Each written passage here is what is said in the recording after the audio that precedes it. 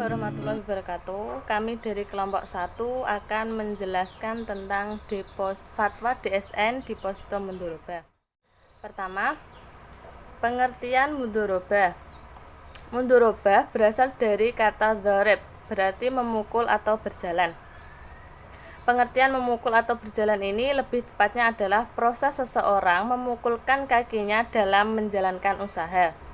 Dalam kamus istilah fikih, mudhorobah adalah sesuatu untuk kerjasama antara orang yang memberi modal dan orang lain yang menjalankannya. Dengan kata lain, seseorang memberikan harta kepada orang lain untuk diperdagangkan dengan perjanjian pelaksanaan mendapat sebagian jumlah tertentu dari labanya. Menurut PSAK nomor 105 paragraf 4, mudhorobah adalah akad kerjasama usaha antara dua pihak di mana pihak pertama adalah pemilik dana menyediakan seluruh dana, sedangkan pihak kedua pengelola dana bertindak selaku pengelola dan keuntungan dibagi di antara mereka sesuai kesepakatan, sedangkan kerugian finansial hanya ditanggung oleh pemilik dana. Sedangkan secara teknis mudhorobah adalah akad kerja sama usaha antara dua pihak di mana pihak pertama, sahibul mal, menyediakan seluruh atau 100% modal, sedangkan pihak lainnya menjadi pengelola. Keuntungan usaha secara mudhorobah dibagi menurut kesepakatan yang dituangkan dalam kontrak. Sedangkan apabila rugi ditanggung oleh pemilik modal selama kerugian itu diakibatkan karena kecurangan atau kelalaian si pengelola. Selanjutnya yang kedua, landasan syariah mudhorobah.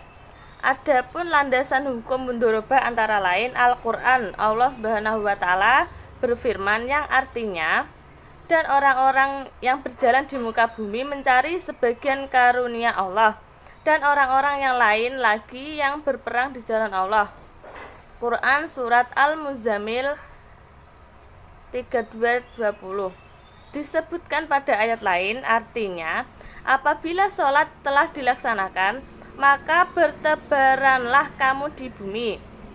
Carilah karunia Allah dan ingatlah Allah banyak-banyak agar kamu beruntung. Hadis diriwayatkan oleh Ibnu Abbas bahwasanya Sayyidina Abbas jikalau memberikan dana di mitra usahanya secara mudhorobah, dia mensyaratkan agar dananya tidak dibawa mengarungi lautan, menuruni lembah yang bahaya, menyalahi peraturan, maka yang bersangkutan bertanggung jawab atas dana tersebut. Disampaikannya lah syarat-syarat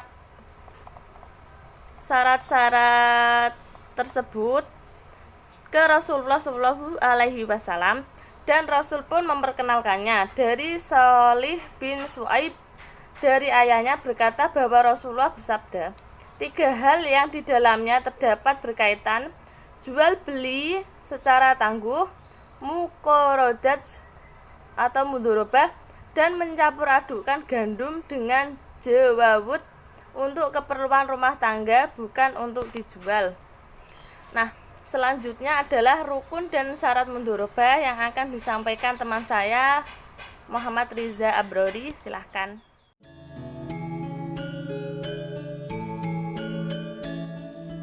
Tiga, yaitu syarat dan rukun mudhorobah. Syarat dan rukun mudhorobah itu ada 5. Yang pertama, malik atau sohibul mal ialah yang menyerahkan modal atau yang mempunyai modal. Yang kedua, amil dan mudhorib ialah yang menjalankan modal. Yang ketiga, mal ialah harta pokok atau modal. Yang keempat, sigot. Dan yang kelima, hasil. Itu tadi rukun mudhorobah. Selanjutnya yaitu syarat mudhorobah. Syarat mudhorobah ini ada 4. Yang pertama, barang yang diserahkan adalah mata uang. B, atau yang kedua, melafadzkan izab yang punya modal dan qabul bagi yang menjalankannya. Yang ketiga, melafadzkan ijab dengan jelas. Dan yang terakhir atau keempat, bedakan dengan jelas antara modal dan hasil. Harus dibagi sama rata sesuai dengan modal yang sudah di kedua belah pihak tadi. Oke, yang keempat, pengertian deposit mudharabah. Pengertian deposit mudharabah ialah dalam ketentuan nomor 10 tahun 1998 tentang deposito definisikan sebagai simpanan yang penarikannya hanya dapat dilakukan pada waktu tertentu berdasarkan perjanjian nasabah penyimpanan. Jadi deposito ini itu bisa diambil dalam jangka waktu tertentu, misalnya dalam 3 bulan, 6 bulan, atau 12 bulan sesuai dengan kesepakatan di awal. Oke, deposito sendiri itu di awal. Oke, deposito sendiri itu dibagi atau jenis-jenis deposito. Ada deposito berjangka biasa dan ada juga deposito yang berjangka otomatis. Deposito yang berjangka biasa ialah deposito yang berakhir pada jangka waktu yang diperjanjikan. Perjanjian hanya dapat dilakukan setelah ada permohonan baru. Jadi deposito biasa ini tuh kalau sudah ada perjanjian baru bisa dibuat deposito. Dan yang kedua, perjanjian deposito otomatis. Jadi deposito ini itu setelah jatuh tempo. Deposito yang jatuh tempo, misalnya sudah deposito ya sudah dalam waktu jatuh tempo 3 bulan, 6 bulan, atau 12 bulan tadi bisa berkelanjutan apabila sudah setuju.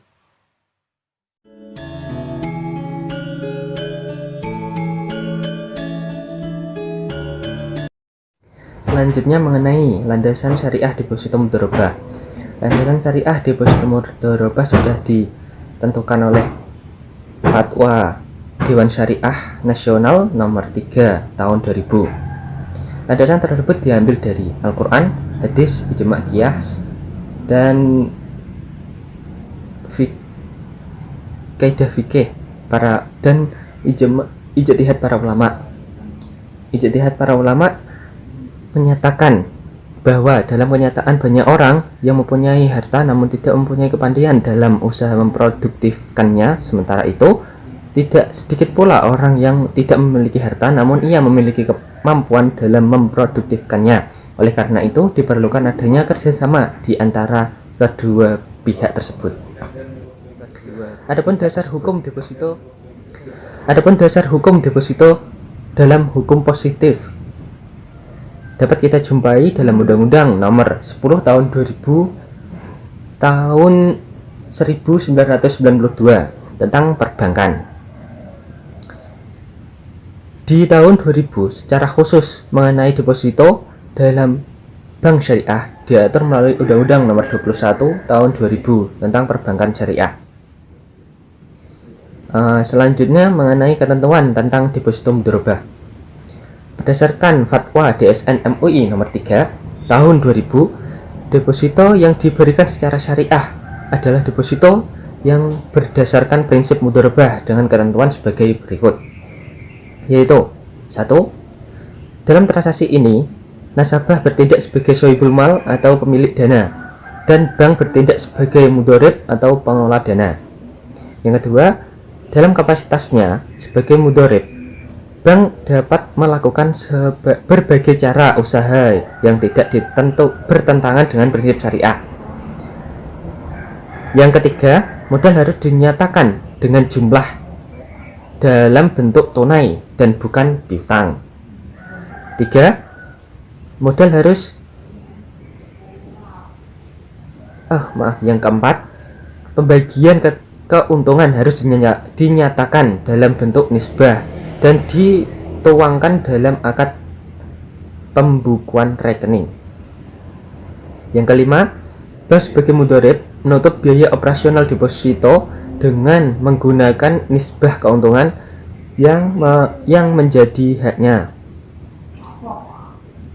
Yang keenam, bank tidak diperkenankan untuk mengurangi nisbah keuntungan berikut. Keuntungan yang sudah dibagi tidak boleh dikurangi. Ya, seperti itu. Sekian presentasi dari kelompok kami.